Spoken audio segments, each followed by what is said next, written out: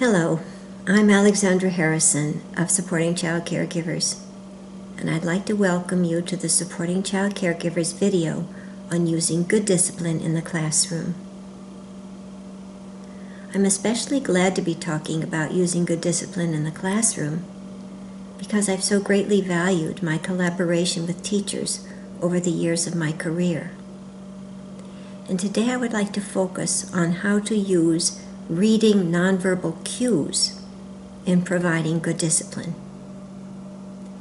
First, I'd like to review my 3 guidelines about how to use good discipline. And these are guidelines that I have discussed in my previous videos and podcasts on using good discipline. The first is to validate the child's emotions and help the child get regulated. The second is to understand the meaning the situation has for the child. And the third is to create a response that includes a learning opportunity. So in summary, number 1 is validate and regulate. Number 2 is understand. And number 3 is respond. Let's start with number 1, validating the child's emotions. Now, the child's emotions that cause difficulty in the classroom, primarily, I would say, are disappointment and frustration and anger. And these emotions cause difficulty because they are stressful, and learning is stressful. And some children just don't manage stress as well as others, and they need the teacher's support. Well, let me give you an example then of a preschool classroom and a little boy that we'll call Andy, who wants to do an activity right away. He really loves this activity and he doesn't want to wait to do it. And so he gets very disappointed and frustrated and angry when he's told that it isn't his turn. Now, I'm going to actually add in guideline number 2, which is to understand the meaning of the situation, because that's going to help the teacher validate and regulate Andy even before she gets to finding a response. The teacher is going to use good discipline. She's going to validate his emotions, and she'll say something like, Andy, I know it's so hard for you to wait for this activity because it's something you so much want to do. And everyone wants to do something right away when they really, really want to do it. It's very hard to wait. Now, then the teacher is going to focus on helping Andy get self-regulated, and it's actually helpful for her to remember, as I said before, the meaning Andy makes of the situation, because Andy is struggling with the developmental task of sharing, and it really bothers his classmates when he refuses to take his turn, when he cuts the line and butts in front of his other friends. So she is aware of that, how difficult this is for Andy. And she says to him, when she's going to help him get regulated, Andy, come over here. I see that Miss Alice over there is reading a book about elephants to Josh. And I know you like elephants. Why don't you and I walk over there and see if you'd like to join them, to see if that might be fun? Now, this is regulation because it's a combination of walking, which even that short physical distance is going to be regulating, a change in venue, a change in this place where he is, and also a calming activity in the presence of a supportive adult. All those features are present in this simple walking over to join another little boy reading a book with a supportive teacher. This might help Andy regroup. In other words, self-regulate. Now, in fact, I think you will recognize if you listen to my podcasts or watch my other videos that since the teacher has successfully accomplished with Andy the guidelines number 1 and guideline number 2, she really doesn't have to address guideline number 3. The major work is already done. But later, when the book is read and Andy is calm and attentive, she might discuss with him the whole issue of turn taking again and point out that all of his friends in the classroom will have a turn, including him. But everybody has to take turns. That's just the way the world works.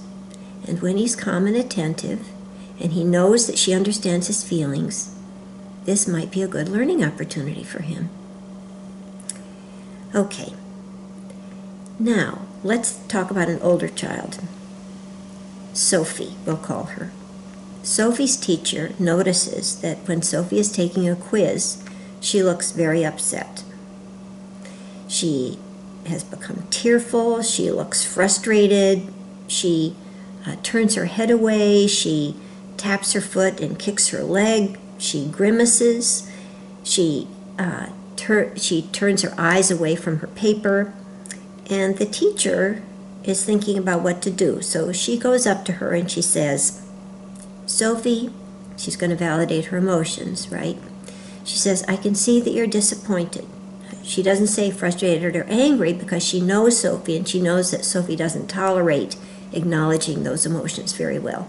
So she sticks with disappointed. And she says, I know you're disappointed about this, your experience with this quiz, but why don't we, I need to have this paper taken to the principal's office.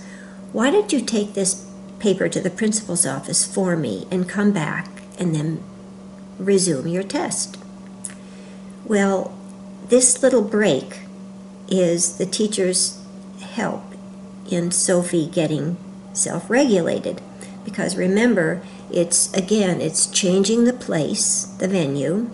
It's an activity of walking. I think you may recall Bruce Perry's repetitive rhythmic motor activity, which is highly self-regulating, and walking is a great one. And then this hopefully will help Sophie get regulated again. Now, Sophie's teacher has already considered the meaning that this experience has for Sophie. She knows that Sophie is a perfectionist.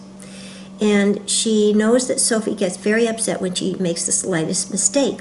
So she's thinking about a response to Sophie's distress. And she thinks she's going to hold Sophie to the time of the test, to the timing. She's not going to give her extra time, except for the 5 minutes it takes her to go to the principal's office and back. But she's going to hold her to the time, and then after Sophie has her quiz back that's graded and she has a chance, she's in a different state of mind, Sophie's teacher will probably have a chance to discuss with her Sophie's perfectionism. And she'll have a chance to talk to her about how Sophie might find more resilient ways of dealing with life's challenges, academics challenges, and just life's challenges in the future. For example, by being more flexible with her expectations of herself. This, again, is a good learning experience. You can see that it occurs after the child is regulated and has her emotions validated, and of course the teacher understands the meaning of the situation to her. Now I want to add one other word of caution to teachers about discipline. Children who suffer from the dimensional developmental disorder of attention deficit hyperactivity disorder, they have a lot of trouble in class oftentimes. They can be very disruptive. They fidget, they look away from the teacher, sometimes they look at their classmates, sometimes they talk to themselves or even talk to their classmates. They twist around in their seat, they even leave their seat sometimes. They tap their feet or pencil. And these children disrupt the teacher's communication to the class. They bother the other children, and they make it hard for the teachers to teach. They can be very annoying to the teachers, and teachers can get frustrated and upset with them, very understandably. But they deserve a second look. And now we're going to go back to these nonverbal behavioral cues that I talked about in the beginning, and that we also discussed, especially in the case of Sophie. Now, many of these behaviors that I've just described in terms of attention deficit disorder fall into the category of behavioral disengagement cues. From infancy, these cues signal to the caregiver that the child needs a change in space, place, and pace. That means the child is saying to the caregiver with his behavior, I am stressed, I need a change in space, I need to stop for a minute, take a little break, or do something else. Now, when infants turn their heads away or kick their little legs, we usually do not infer a negative intention. But when a school-aged child behaves these ways, we often assume that the child is not interested or doesn't want to learn or is being inconsiderate to the teacher or his classmates because, of course, that is the result of his behavior. But I think it's very important to remember that these behavioral disengagement cues function simultaneously as self-regulation, as a way of getting oneself together, organizing oneself, calming oneself. In addition to being signals to the caregiver, such as the teacher in this case, that they need some assistance. They are not necessarily signs that the child is not interested. On the contrary, they may indicate a desperate attempt on the part of the child to stay alert and engaged. However, over time, they may accrue enough negative feedback that the child just gives up trying to please, trying to comply with the demands of the classroom because he just can't do it and he doesn't have enough assistance. He may just decide that he is going to behave like a bad boy, just as he feels himself to be after having experienced that feedback from the other people in his life. Whenever possible, it's really important to interrupt this progression, to stop this progression from no negative intention, but just difficulty self-regulating, to intending to behave the way you feel that you are, which is a bad or naughty boy or girl. Teachers can really help with this, but they can also consult an occupational therapist for help for consultation in helping the child self-regulate. I really am putting in a plug for early on interrupting this cycle of a child who has difficulty self-regulating and then becomes a child who is disruptive on purpose. It can really be interrupted by a thoughtful teacher and also sometimes, as I said, through consultation with an occupational therapist. Thank you for your attention.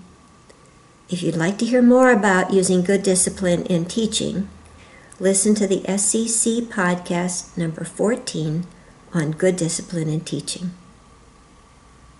Thank you.